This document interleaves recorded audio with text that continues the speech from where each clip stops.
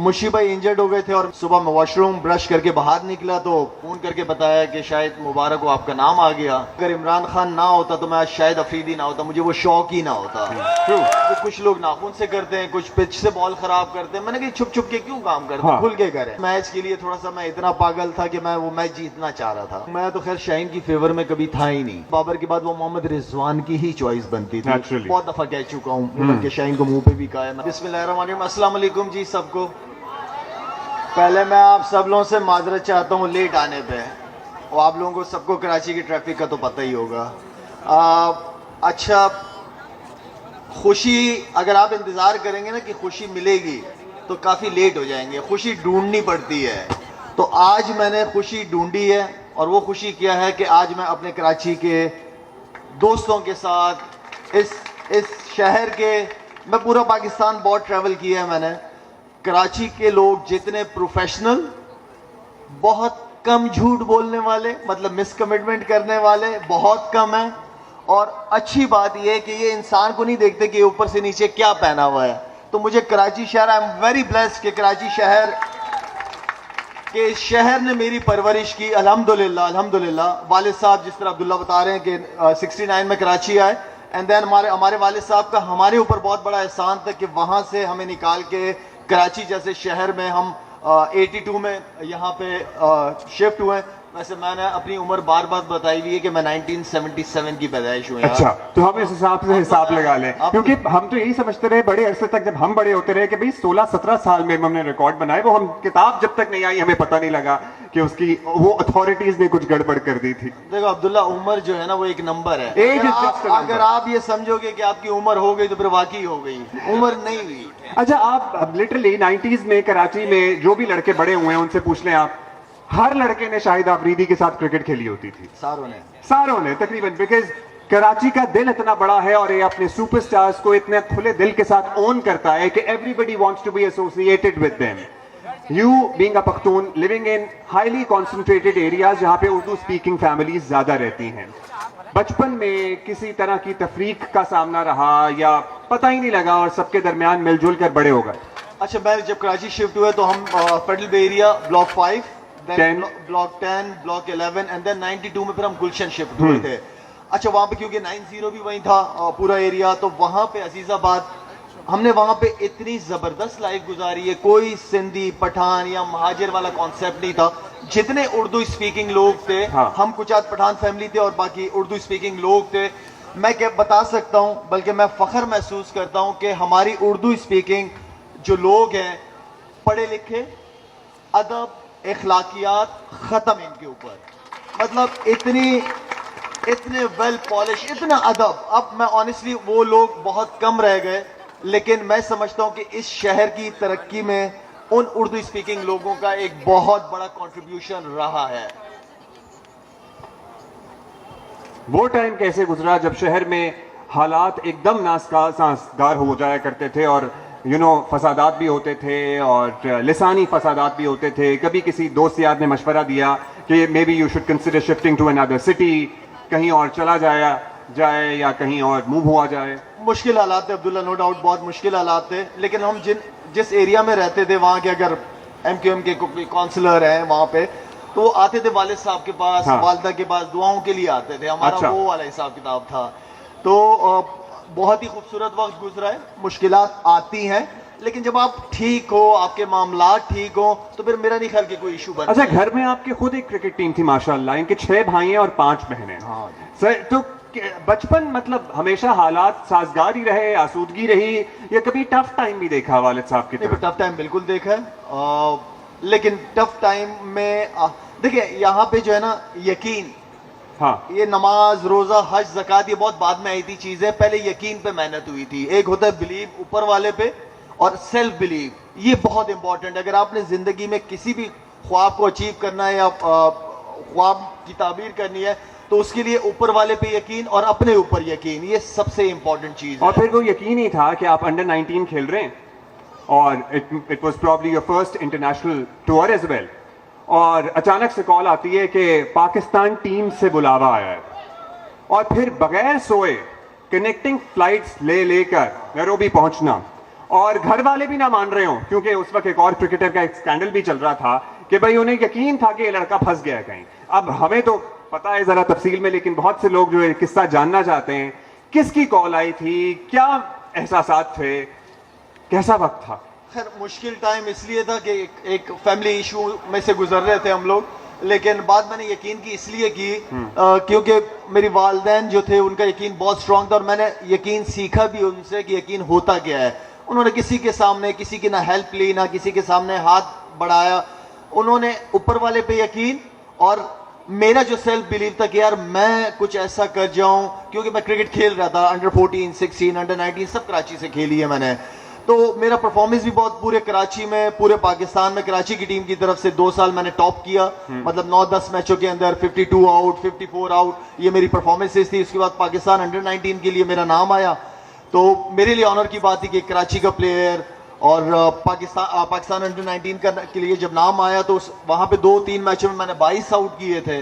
तो मुशी भाई इंजर्ड हो गए थे जी, मुशी भाई इंजर्ड हो गए थे और मेरा नाम सुबह में वॉशरूम ब्रश करके बाहर निकला तो हारून रशीद साहब थे हमारे, उन्होंने फोन करके बताया कि शायद मुबारक हो आपका नाम आ गया। तो खैर मुझे यकीन तो नहीं हो रहा था कि नाम इतनी जल्दी पाकिस्तान टीम के लिए, क्योंकि अब अब्दुल्ला आपको पता है जब ख्वाब कंप्लीट होते हुए नजर आ रहे होते हैं तो वो फीलिंग अलग होती है जब आप कुछ बनना चाहते हो। जो चीज बनने के लिए मैंने मुश्किल टाइम भी गुजारा, मारे भी खाई है पेरेंट्स से क्रिकेट की वजह से, लेकिन अल्हम्दुलिल्लाह एक चीज के ऊपर फोकस था और किसी और चीज को करीब आने नहीं दिया, सिर्फ फोकस खाना पीना सोना जागना। अब मुशी भाई बीमार हो गए थे, अनफिट थे, आप उनको रिप्लेस करने के लिए टीम में जा रहे हैं। आपके दूसरे मैच में ऊपर के नंबरों में बैट पकड़ा के किसने भेज दिया और क्यों भेजा? मतलब वो एक किस्सा है, हमें बताया है वसीम भाई ने भी, हम लेकिन चाहेंगे कि आपकी ज़बानी सुने। अच्छा, उस वक्त ये था क्योंकि मुशी भाई इंजर्ड थे तो एज अ बॉलर आया था मैं, और जब बॉलर आया तो उस वक्त बैटिंग में मुझे वसीम भाई ने और विकी भाई ने नेट्स में चेक किया कि खेलता कैसा है। ये प्रैक्टिस है यूजुअली। तो मैं तो वही टेप बॉल वाला प्लेयर था, मैं तो कराची में बहुत टेप बॉल खेली है मैंने, तो वहां से उनको बैटिंग पसंद आई और नेक्स्ट डे हमें 360 स्कोर से ऊपर टारगेट करना था, वरना सेमीफाइनल। इतना हम्बल ही ना कहें बैटिंग पसंद आई, मतलब वसीम अकरम ऑन रिकॉर्ड है, वो कहते हैं हम जो गेंद कराते थे ये नौजवान स्टेडियम से उठाकर बाहर फेंक देता था। तालियां बजाएं जी इस बात के लिए। और फिर वो खुद अपने वालिद की बीमारी के सिलसिले में वो टूर शॉर्ट करके चले गए और कह के गए टीम मैनेजमेंट और कप्तान को कि जब कभी हिटर की जरूरत हो तो इस नए लड़के को ना भूलना। और फिर वहां से बूम बूम ने अपनी आमद का ऐलान किया। बस वहां से फिर ऊपर वाले के जबरदस्त प्लान्स रहते हैं और अल्हम्दुलिल्लाह जो नहीं सोचा था वो ख्वाब, मेरा मतलब है कि आप किसी भी फैमिली के लिए, पेरेंट्स के लिए एक बहुत बड़ी बात होती है, अगर बच्चा आगे की तरफ जा रहा हो तो उसको कामयाबी लाइफ में मिल रही होती है, तो उससे बड़ी मूवमेंट तो फैमिली के लिए बिल्कुल भी कुछ नहीं है। और शुरू से ही था मेरा अब्दुल्ला, 2 चीज़ों का मैंने बहुत जहन था कि या तो पाक आर्मी, पाकिस्तान पाक फौज, या क्रिकेट की। तो क्रिकेट का शौक कहाँ से आया था? ऑब्वियसली उस वक्त के नेशनल हीरो तो इमरान खान साहब थे ही, लेकिन अदरवाइज किसी बड़े भाई से था? Who was the one? Abdullah, मैं काफी दफा मेंशन कर चुका हूँ, मेरे ख्याल में अगर इमरान खान ना होता तो मैं आज शायद अफरीदी ना होता, मुझे वो शौक ही ना होता। तो क्रिकेट में तो इमरान भाई की वजह से मैं क्रिकेट का मुझे शौक हुआ। फास्ट बॉलिंग शुरू की मैंने, लेकिन बाद में पता चला कि मैं तो बट्टा मारता हूँ। फिर मैंने छोड़ दी। फिर अब्दुल कादिर का बड़ा नाम आपको पता है, one of the best leg spinner in the world, तो वहां से फिर मुझे लेग स्पिन का भी शौक था। अच्छा, फिर जाहिर है उन स्टार्स के दरमियान मौजूद रहना इतनी छोटी उम्र में, जिनको आप देख के बड़े हुए हों, जिनकी लिटरली हमारे कजन्स आपके पोस्टर लगाया करते थे और आप भी सर्टनली उन लोगों के पोस्टर्स लगाया करते थे जो उस वक्त भी स्टार्स थे, उनके दरमियान एज अ टीम मेंबर बन के रहना, ये तजर्बा कैसा रहा? और फिर बाद में बहुत से इख्तलाफात भी आपके कुछ लोगों से सामने आए, पर्टिकुलरली हम मियां दाद साहब का, जावेद मियां दाद साहब का नाम लेंगे, वकार यूनुस साहब का नाम लेंगे। आई रिमेंबर करेक्टली 99 का इंडिया में चेन्नई का टेस्ट था, आपने सेंचुरी बनाई थी और आपको नेट्स नहीं करने दिए गए थे। ये कैसे हुआ सारा कुछ? अच्छा, क्योंकि वसीम भाई, विकी भाई, इंजी भाई, मोइन भाई, ये जितने भी प्लेयर्स थे, जो भी जो भी कोई जूनियर प्लेयर आता था तो खास तौर पे ये बहुत ज्यादा ख्याल रखते थे उनका, तो इसलिए कॉन्फिडेंस बढ़ गया था हमारा वहां पे बहुत ज्यादा। और बहुत से लोग कहते हैं कि लाला तुम जब बैटिंग करने गए थे तुम क्या सोच रहे थे? मैंने कहा यार कुछ सोचता तो रिकॉर्ड नहीं बनता। तो बगैर सोची खेल रहा था, रिकॉर्ड बन गया। बाकी देखिए जिंदगी के अंदर हर किस्म के चैलेंजेस आते हैं, पॉलिटिक्स भी बहुत ज़्यादा टीम के अंदर थी। बहुत कुछ हमने अपनी गलतियां भी की हैं, जिसकी वजह से आपको सीखने का भी मौका मिलता है। मैं हमेशा कहता हूं कि हम कोई फरिश्ते नहीं है, इंसान ही है, लेकिन अगर गलती को आप गलती कहोगे तो आगे के लिए इंप्रूवमेंट आएगी। अगर मैं गलत काम करूं और मैं कहूं कि नहीं यार मैं गलत नहीं था, नहीं, आप अपना एहतसाब खुद कर सकते हैं। आप रात को सोने से पहले बैठे अपनी जिंदगी के बारे में सोचें कि यार मैंने आज पूरे दिन में क्या गलती की है, मैंने क्या अच्छा काम किया है। अपने आप से तो इंसान झूठ नहीं बोल सकता ना। अब शाहिद अफरीदी बाहर से कैसा है ये तो आप लोगों को नजर आ रहा है, हाँ। शाहिद अफरीदी अंदर से कैसे ये आपको नहीं पता चल सकता, ये बनाने वाले को पता है। तो फैसले शाहिद अफरीदी अंदर कैसे उस पर फैसले होने, बाहर वाले पे नहीं। अच्छा, शोएब अख्तर ऑन रिकॉर्ड हैं और वो कहते हैं कि दो लड़के जो उस वक्त सुपरस्टार्स थे और स्टारडम मतलब उनकी उरूज पर थी, एक शाहिद खान आफरीदी और एक शोएब अख्तर भी, उनको बड़े लोगों की तरफ से या सीनियर्स की तरफ से, या हम जिन्हें कहते हैं ना बड़े लड़के, वो पसंद नहीं करते थे, टफ टाइम मिलता था। शोएब भाई ने तो, हमारे भी जाहिर दोस्त हैं, उन्होंने कहा कि जी हमसे जेलस होते थे। आपको भी कभी ऐसा महसूस हुआ कि ये मसला बन रही है सूरत हाल मेरे लिए? यार बनेगा, अब अंदर इंसान के दिल का हाल तो मैं नहीं बता सकता कि वो क्या मेरे बारे में क्या सोच रहा है, लेकिन यार सारी कमजोर हैं, कोई असर अल्लाह देखिए, इज्जत और जिल्लत ये मेरे परवरदिगार के तो क्या हाथ में इसीलिए शायद भाई कि आप फिर 12 रिटायरमेंट का ऐलान करते रहे और फिर वापस होता रहो? मतलब 2006 में आपने टेस्ट क्रिकेट से रिटायरमेंट का ऐलान किया, फिर वो 2 हफ्ते बाद ही यूटर्न हो गया, फिर 2010 वाली में तो चले हो ही गया। क्या ये सारे फैक्टर्स भी उसमें कंट्रीब्यूट करते रहे, लोगों का बुली करना, मिसबिहेव करना? हाँ बिल्कुल, बहुत ऐसा हुआ है कि जब मैं टीम में था तो कुछ लोगों से नहीं बर्दाश्त होता था। मैं एक वक्त ऐसा भी आ गया था कि मैंने सामान वमान समझो जला दिया था, क्रिकेट बैट वगैरह, इससे पॉलिटिक्स बहुत ज्यादा थी।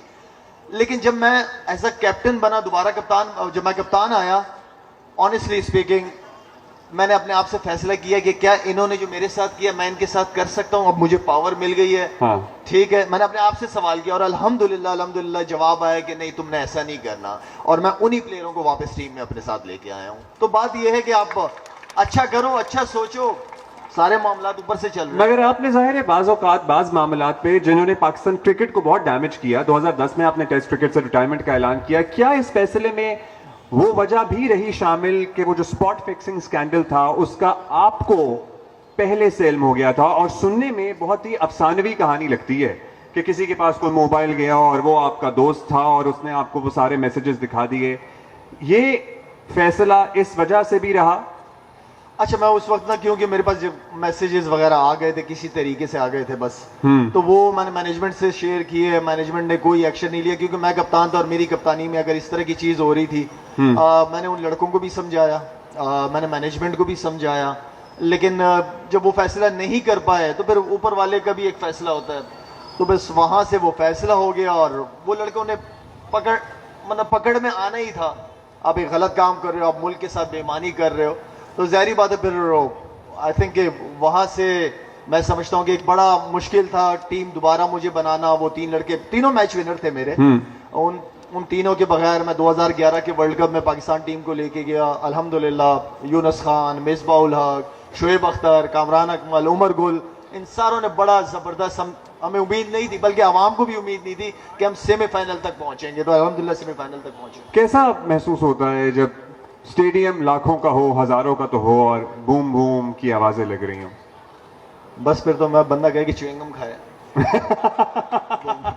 यार मुश्किल पता क्या है, इसलिए था कि क्योंकि मैं ड्रेसिंग रूम में अगर जिस तरह भी बैठा ना, हाँ। मैच चल रहा मैं देख रहा होता था, हाँ। मैं कहता था यार नहीं मैं जाऊंगा, अपने आप से बातें कर रहा था कि मैं जाऊंगा, 10-8 बॉलें आराम से, सिंगल डबल ये वो, लेकिन नहीं। जैसे ही मैं रस्सा क्रॉस करता था ना, बस वो शोर शराबा होता था ना, वो बुलवा देता था मुझे। बस फिर मैं चाहता था कि सिंगल डबल नहीं, कुछ छक्का चौका लग जाए ताकि कॉन्फिडेंस वापस आए। बड़ा मुश्किल, खास तौर पे जब कोचेस थोड़े से फिरौन टाइप के हों तो फिर और मुश्किल है कि आप आउट हो गए आओगे, वो ऊपर से मुंह बनाए हुए होंगे, मीडिया का प्रेशर, सिलेक्शन कमेटी का प्रेशर, ये सारे प्रेशरों में से। अच्छा, हम थोड़ा सा जाहिर है, मुझे लगता है कि इंसान के लिए बड़ा ज़रूरी है कि कहीं ना कहीं ज़िंदगी में रोमांस भी शामिल रहे। अब आपकी शादी बड़ी जल्दी हो गई थी, लेकिन हमने देखा फिर शोएब की सानिया से शादी हुई, इससे पहले भी हमारे क्रिकेटर्स रहे हैं जिनकी बॉलीवुड में शादियाँ हुई हैं। When we were growing up, हमें ये क्यों पता था कि, या हम सुनते थे अपने बड़े कजन से कि सोनाली बेंद्रे बहुत मरती है शाहिद आफरीदी पे, ये मतलब इसमें क्या हकीकत थी? मतलब वर यू फ्रेंड्स, दोस्ती थी, कोई इंटरेस्ट उनकी तरफ से था, कोई किस्सा था? यार अब्दुल्ला, अभी थोड़ी देर पहले आपने मुझे नाना बना दिया। अब नाना की तुम बातें सुन करवा रहे हो। अभी नवासे छोटे हैं ना, अभी समझ नहीं आएगी। डिलीट करो ये सब। अच्छा चले ठीक है, अब ठीक है, डिलीट कर दें, बाकी समझने वाले के लिए इशारा ही। अब हम बड़े हो गए, अब ये बड़े हो गए हैं। मेरी बात सुने, इन्हें देख के कोई कह सकता है लोग आपके बालों के फैन हैं माशाल्लाह, आपकी लुक्स के फैन हैं, मैं आपके दांतों का भी फैन हूं, क्योंकि जब पाकिस्तान हार रहा होता है ना तो ये हार्ड बॉल चबा जाते हैं। सिर्फ वो जहन में क्या चल रहा होता है? यार मैंने कहा मुख्तलिफ तरीके से, कुछ लोग नाखून से करते हैं, कुछ पिच से बॉल खराब करते हैं। मैंने कहा छुप छुप के क्यों काम करते हैं, हाँ। खुल के करें। और फिर स्पाइक से विकटें भी छेड़छाड़ करते हैं, मतलब यार मलिक से पूछा वो था बस मैच के लिए थोड़ा सा मैं इतना पागल था कि मैं वो मैच जीतना चाह रहा था। आप मैच जीतना चाह रहे? मैं जीतना चाह रहा था। मुझे पता था कि मेरे फास्ट बॉलर जो है ना वो बगैर बने हुए बॉल नहीं कर सकते। तो मैं उनकी हेल्प कर रहा था। खैर मजाक से हट के, ये पिच वाला डिसीजन एंड बॉल वाला, कुछ चीजें जिंदगी में ऐसी हो जाती है कि बंदा कहते हैं। लेकिन अगर ये ना होते तो फिर आज हम क्या और भी point of discussion as well, particularly अब चूंकि रिजवान ने जिम्मेदारियां संभाली हैं, वर्ल्ड कप में इंतहाई नाकिस परफॉर्मेंस के बाद बाबर सुबुकदोश हुए, शाहीन को अनाउंस किया गया, उसके बाद दौरा न्यूजीलैंड हुआ जिसमें फेल हुए, फिर PSL में भी लाहौर कलंदर कुछ ना कर सकी, उसके बाद रिजवान आए। मतलब आपको हमें पता लगता रहा कि आपको शाहीन को हटाए जाने पे एतराज है, आपको उस तरीकाकार पे एतराज था या किस चीज पर मोतरस थे आप? देखिए मैं तो खैर शाहीन की फेवर में कभी था ही नहीं, सही, एज अ कैप्टन। हाँ, PSL लाहौर कलंदर की वो सब खेलता रहे वहां पे, ठीक है ना, वहां से ठीक है। लेकिन पाकिस्तान टीम के लिए मैं समझता था कि उसके पास टाइम था। बाबर के बाद जो सबसे जबरदस्त चॉइस थी, बाबर के बाद वो मोहम्मद रिजवान की ही चॉइस बनती थी। बहुत दफा कह चुका हूँ कि शाहीन को मुंह पे भी कहा है मैंने कि यार अभी आपको कप्तानी, अच्छा एक तो बना दिया, ठीक है, अब बना दिया तो एक ओवर के बाद हटा भी दिया, तो वो तरीका गलत था, आपको बनाना ही नहीं चाहिए था। जब आपने बना दिया एंड देन फिर आप उसको दे दो 6 महीने, साल, 1.5 साल, जो भी आपने देना PCB की। अब मसला ये है कि हमारे 1 साल के अंदर 3 चेयरमैन चेंज हुए हैं, ठीक है ना। हमारा इशू ये है कि हमारे सिस्टम, चेहरों के साथ सिस्टम भी बदल जाते हैं, चेहरे बदलते रहें लेकिन जो सिस्टम है उसको प्लीज चलने दें। ये ना देखें कि कोई नया चेयरमैन आ गया तो मैं सबसे जबरदस्त हूं और मैं सारे काम ठीक कर दूंगा, और पिछले वाला जो चेयरमैन था वो उसको काम नहीं आता था, इस तरह नहीं करना चाहिए।